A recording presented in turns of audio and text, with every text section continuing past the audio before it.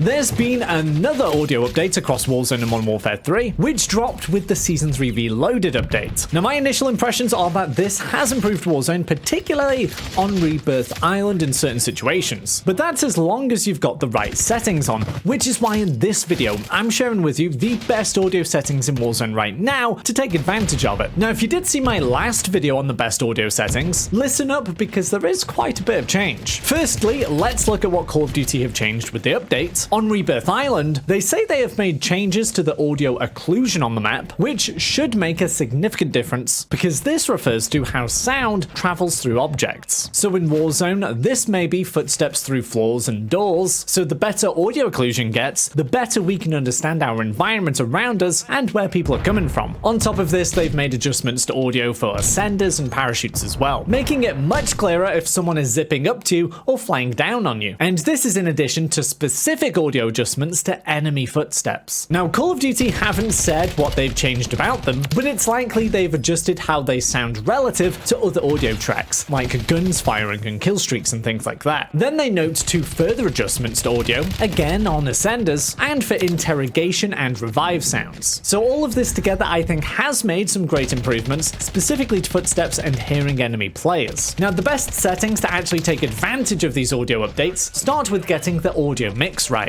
And now that those updates have been integrated, I've actually gone back to headphone bass boost. Previously, I was recommending people to go with soundbar. Now, the reason headphone bass boost is really good right now is that, as it says on the right hand side, it has a tighter dynamic range and equalization with enhanced low end frequencies. So that tighter dynamic range means that the loudest noises and the quietest noises are closer together. So those quiet footsteps should be a little bit louder, especially because this setting enhances low end frequencies, which is where footsteps sit as well. Now, obviously, because it is a tighter dynamic range, although quieter sounds are a little bit louder, it is going to have to compete with all of the other noises as well, which is where going into the master game volume and the individual tracks that we have access to is actually really useful. For master game volume, I recommend going between 60 and 90. I find that going up to 100, it causes the top end volumes to just distort a little bit, and obviously if you want it louder, you can just turn your monitor up or your headset up or whatever. Then for gameplay music volume, put this down to 0. It doesn't offer any strategic advantage or anything. If you do have it on, it can stop you hearing important things. For dialogue volume, I've gone with 50. Occasionally you do hear some important things shouted out by operators. This could be that enemies have been spotted or that they're flying back down on the map. Don't have this too loud though, because again, it can override some of those more important sounds. For effects volume, put this on 100. These are all of those important sounds which are going to give enemies away. So that could be footsteps or reloading or anything like that. For cinematic music volume, I recommend going very low or turning this off altogether. I actually really like the cinematic sounds, and in certain situations it can be a lot of fun and just add to the tension. But if you do want a purely strategic advantage with your audio, just turn it down. And then war tracks isn't too important. I like to put mine on when I'm playing with friends, but that one's completely up to you. Now, the next important setting is proximity chat. This is a really fun one to have turned on, but if you're not going to be having fun and using it, I would recommend just switching it off. A lot of the time it can just give your position away, especially if you just openly chat on the mic or you don't notice or something like that. That being said, if you are playing with your friends in a party or on Discord or whatever, it may be worth switching this on so you get the heads up if someone else gives their position away. For mono audio, switch this off. This ensures that stereo audio is enabled, so we have directional audio coming through the left and right ear. So if someone shoots to the right, we hear it actually coming from the right. If we hear footsteps to the left, we actually hear it coming from the left. Reduce tinnitus sound, switch this on. Then for hit marker sound effects, I recommend putting this on none. In my experience, it just ends up being another audio track to compete with all of the other audio tracks and noise going on. And when you throw into the mix any other competing noise, there's always the chance that the game will prioritize that over another important noise, or it will just dampen other noises. So you can imagine if you're posted up in a building and you're lasering people and you're getting those loud hit marker sound effects, there's a chance you're not going to hear the footsteps of someone coming up behind you. Now, they're all of the important audio settings to take advantage of the new updates. Since we're finished up here, why don't you join me over in this video to see how you can get easier games when you play on console? Or if you feel like you want to perfect your settings on Warzone even more, join me over in this video for the best graphics settings for this season too.